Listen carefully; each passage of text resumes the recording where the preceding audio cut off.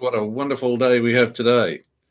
Tremendous opportunity to start a whole in our business, in our everyday affairs. And today let's talk about prices. Is it a good time to raise your prices? Perhaps a better way of putting that is to ask, is this the right time to examine how your pricing is structured? It's really important that we actually have the right price when we take our products out to market. If you don't have them right, there's a really serious affair going on. And it's not that you're making too much or making too little, it's that you're appealing to the wrong customer. Now, when we have our pricing right, it makes sure that everybody that we speak to is the more likely to be the right customer for our particular business, for our particular service or product, whatever it is that we're offering. Most people don't have their prices too high. So therefore the headline today is this the right time to look at increasing your prices? Well, if you're going to do it, how do you go about it?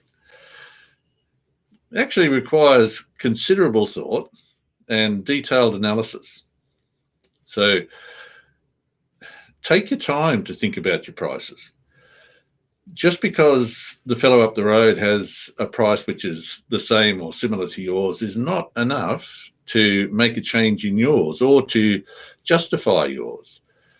There's much more that goes into looking at your pricing and figuring out what's the right price for you to sell to your customer. Now, the most important thing about setting your price right is something that is a surprise to most people. And I'm going to let one of my clients tell you about that, or at least introduce it for me. Just bear with me one sec while I get this started. Clive also helped me do the right pricing for my brand. Initially, I thought if I could charge $10 cheaper than other brand, then I will get the orders. But Clive helped me realize this is not the case. Loan pricing could impact customers' perception on my brand. So we did a whole competitor analysis. We adjust all the pricing, which is a big decision as all the pricing already sent to all the stockists. But we did it really well with the new pricing. Helped improve my profit margin. Surprisingly, it also helped increase the orders. So there we go. There's a whole lot that goes into figuring out, is it time for a price rise, or indeed is it time to readjust your pricing? First thing, we want a whole competitor analysis. Have a look around and see who's selling what.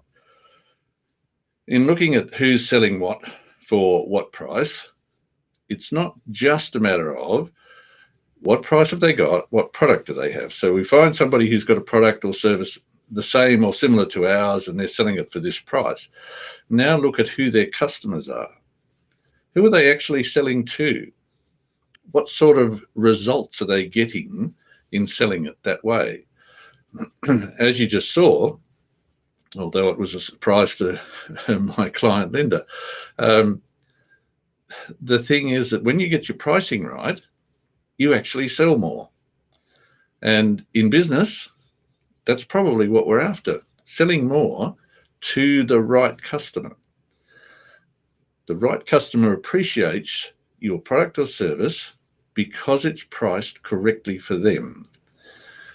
They're receiving a service that they value. Because they value it, they look after it, and they look after you. It's a bit like the old story of it takes two to tango. Business is very much like that. You want to have a dance with somebody that you can dance with comfortably. You don't want to get into a dance and find each other treading on toes. When you get your pricing right, your customers appreciate it, They work well with you. You work well with them. It also means, of course, you don't need a huge customer service section in your business. This is also very good because we don't want to be dealing with problems. We want to be dealing with customers who appreciate us and value what we do and get their benefit from the service that we provide. So back to how do you do this competitor analysis? Look at everybody that you can find in the business. There will be some who are a long way off what you're doing. There will be, and that's on both ends of the spectrum, okay? There'll be a lot there'll be somebody who charges a lot more than you do, or doesn't provide the service that you do, or does provide much more service than you do. All of these things need to be taken into account. In doing so, you'll find your spot. You'll also identify who your ideal client is in that respect. That way, you make the pricing, again, it's for two, it's not just for you.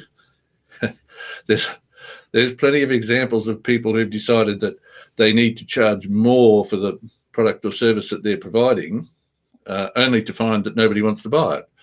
So let's not go down that road. Let's price it for your customer. That way, you're going to get into the right place. You'll have more customers. You'll have much more happening in your business, which is beneficial to you, all because you looked after your customer. Now, in order to go through this, it's very important that you communicate with your customers that your pricing is changing, if indeed it's going to change. If it's not going to change, that's probably a good reason to communicate with your customers and tell them it's not going to change.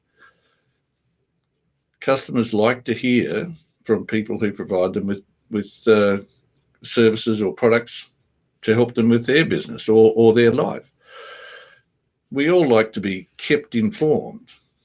So take the time to figure out how you're going to communicate this to your customers. What is it that you're going to communicate? What's the ultimate message you want to get through to your customer? Probably that they're valuable to you. You appreciate them. You like having these customers. Make sure you explain those reasons so that they will get the benefit of understanding why you're doing what you're doing. You want them to appreciate what you're doing. And it doesn't matter whether you're increasing your prices, reducing your prices, keeping your prices the same. You want them to appreciate that you're doing that. So tell the stories and be confident about what it is that you're doing. If you've done the research, being confident about it will come easily. When you understand all of the reasons why somebody's going to accept the message that you want to deliver, it's really easy to be confident. That's the most important thing in business. Be confident. Where does confidence come from? Confidence comes from clarity. If you're clear on what you do, why you do it, who you do it for, how you do it, etc., you'll be confident. What do customers like? Confidence. So take the time, do the research, figure out what's right for your customers, make sure it's right for you, put your plans into action, go for it. Here's to another great year, because we've got end of financial year happening not too far away. Plan it out. That's probably a really good time to introduce whatever's going to happen for you in the next financial year. If it's staying the same, tell people. If the prices are increasing, tell people.